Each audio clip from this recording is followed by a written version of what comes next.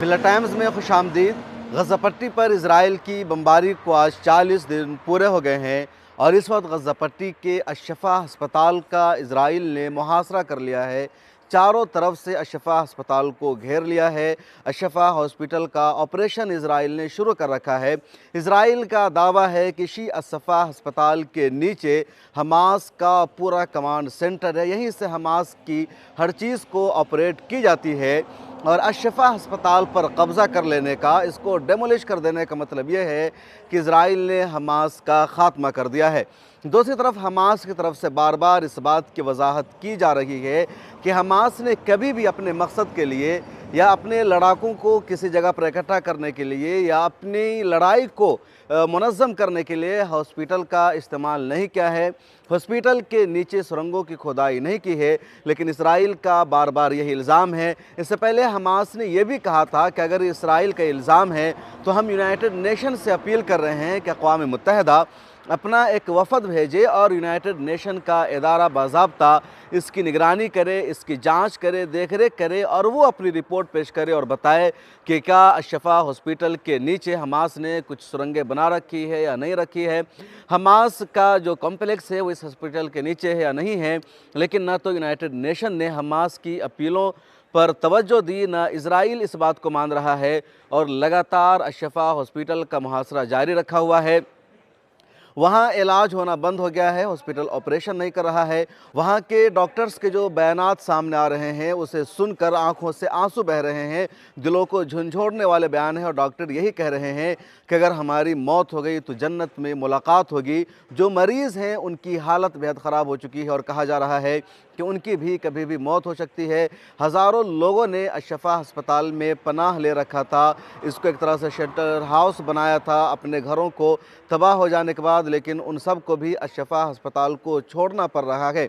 दूसरी तरफ इसराइल ने पहले ही दावा कर रखा है कि उसने गज़ा की पार्लियामेंट पर कब्ज़ा कर लिया है, हमास के कई ठिकानों पर कब्ज़ा कर लिया है।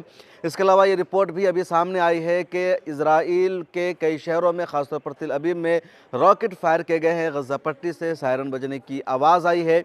एक और बड़ी खबर जो इस वक्त सामने आई है, इसराइल की मीडिया ने दावा किया है 50 कैदियों की रिहाई पर हमास ने रजामंदी जाहिर कर दी है और कतर की सालिसी में बातचीत हुई है, मुआहदा मुकम्मल हो गया है और कैदियों के तबादला के बदले में 3 दिनों की जंगबंदी होगी, सीज़ फायर की जाएगी। उसके अलावा जिन फ़लस्तीनियों को गिरफ़्तार किया है हालिया दिनों में इसराइल की आर्मी ने, उनको रिहा किया जाएगा। तो दोनों तरफ से कैदियों का तबादला होगा। इसके अलावा 3 दिनों की जंगबंदी होगी।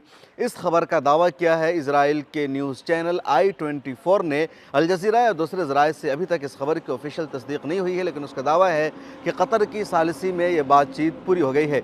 इस बीच कनाडा के वज़ीर-ए-आज़म जस्टिन ट्रूडो का बहुत ही सख्त बयान सामने आया है और उन्होंने कहा है कि जिस तरह इसराइल के बच्चे हैं उसी तरह गज़ा पट्टी और फ़लस्तीनी बच्चे भी मासूम हैं। और मैं जो बच्चों की कत्ल होती हुई तस्वीरें देख रहा हूँ, बच्चों और महिलाओं के कत्ल होने की जो खबर आ रही है वो बहुत ही अफसोसनाक है। जंग का उसूल होता है और इसराइल जो कुछ कर रहा है वो जंगी उसूल के ख़िलाफ़ है, आलमी क़वानीन के ख़िलाफ़ है, इसकी इजाज़त नहीं दी जा सकती है। दूसरी तरफ जर्मनी ने इसराइल के इन जंगी जराइम को सपोर्ट किया है। जर्मनी का कहना है कि इसराइल कुछ भी आलमी क़वानीन की या ह्यूमन राइट्स की ख़िलाफ़ वर्जी नहीं कर रहा है।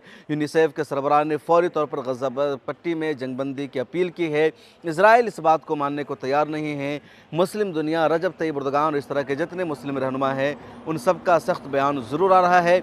I24 ने यह खबर शाये की है कि रजब तैयब एर्दोगान ने इसराइल को दहशतगर्द रियासत कहा है, टेररिस्ट स्टेट कहा है, उसके अलावा काबिज़ रियासत कहा है। लेकिन सवाल यह है कि सिर्फ़ इन अल्फाजों से कैसे मदद होगी गज़ा पट्टी के अवाम की, फ़लस्तीन की। आगे देखिए क्या होता है। लेकिन 40 दिन पूरे हो गए हैं, अभी तक जंगबंदी नहीं हुई है और इस वक्त इसराइल ने गज़ा पट्टी के हस्पताल पर मुकम्मल तौर पर कब्ज़ा करना शुरू कर दिया है और इसराइल इसको बता रहा है कि हमारी जीत है। लेकिन हमास का कहना है कि हम सुकून से इसराइल की आर्मी को नहीं रहने देंगे, न ही जीत हासिल करने देंगे और जिन चीज़ों को इसराइल कब्ज़ा करके अपनी जीत साबित कर रहा है वो महज एक धोखा है। क्योंकि पहले भी इसराइल की आर्मी ने हमें परेशान किया, लेकिन हमारी वजह से इसराइल की आर्मी को निकलना पड़ा, दोबारा निकलना पड़ेगा। ख़ुद इसराइल के वज़ीर-ए-आज़म बिन्यामिन नेतन्याहू का बाद में बयान आ चुका है कि वो गज़ा पट्टी में ज़्यादा दिनों तक नहीं रहेंगे, अपनी आर्मी को निकालेंगे। वो इस बात पर भी गौर कर रहे हैं कि गज़ा पट्टी की हुकूमत का इंतज़ाम व इंसराम किसके हवाले किया जाए। बेंजामिन नेतन्याहू की कोशिश है कि हमास के लोग दोबारा गज़ा पट्टी का इंतज़ाम न संभाल सके, लेकिन हमास का कहना है कि हमें ख़त्म करना मुश्किल होगा। अब तक इजराइल की 50 से ज़्यादा आर्मी की हलाकत हो चुकी है। ज़मीनी कार्रवाई के बाद दसियों बल्कि सैकड़ों टैंक तबाह हो गए हैं, उनके बुलडोज़र को हमास ने तबाह कर दिया है। और जो गोरिल्ला जंग है या जो छुप छुप कर हमास की तरफ से वार करने का सिलसिला जारी है, वो इजराइल की आर्मी के लिए बेहद परेशान कुन बना हुआ है। भले इजराइल ये ज़रूर दावा कर रहा है कि उसने अहम पॉइंट्स पर कब्ज़ा कर लिया है, लेकिन अभी तक जिस तरह हमास की तरफ से रॉकेट लॉन्च किए जा रहे हैं या इजराइल की आर्मी को नुकसान पहुंचाया जा रहा है, तो इस बात को समझने में ज़रूर मदद मिलेगी कि जो सुरंगों का जाल है वो बहुत बड़ा है। और वाकई जो पहले कहा जा रहा था कि काफ़ी लंबी सुरंगें हैं, जिसको गज़ा मेट्रो इज़राइल नाम देता है, उस तक पहुंचना, उसको तबाह बर्बाद करना बहुत मुश्किल है इज़राइल के लिए। इज़राइल अपने इस मकसद में नाकाम हो रहा है। इज़राइल का गज़ा पट्टी पर हमला करने का बुनियादी मकसद था कि हमास से कोई डील के बगैर, हमास के साथ कोई बातचीत और माहिदा किए बगैर ही वो अपने कैदियों को आज़ाद करा लेगा, रहा करा लेगा, जिसको 7 अक्टूबर के दिन हमास के लड़ाकों ने कैदी बनाया था या गिरफ़्तार किया था।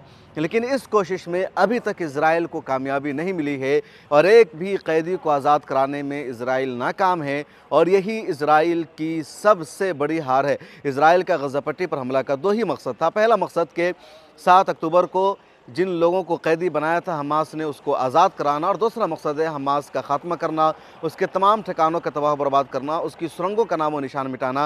और अभी तक इज़राइल को हमास के ख़िलाफ़ इन दोनों मकसद में कामयाबी नहीं मिल सकी है। इस वीडियो में इतना ही, फिर मुलाकात होगी। कमेंट सेक्शन में अपनी राय ज़रूर लिखिए।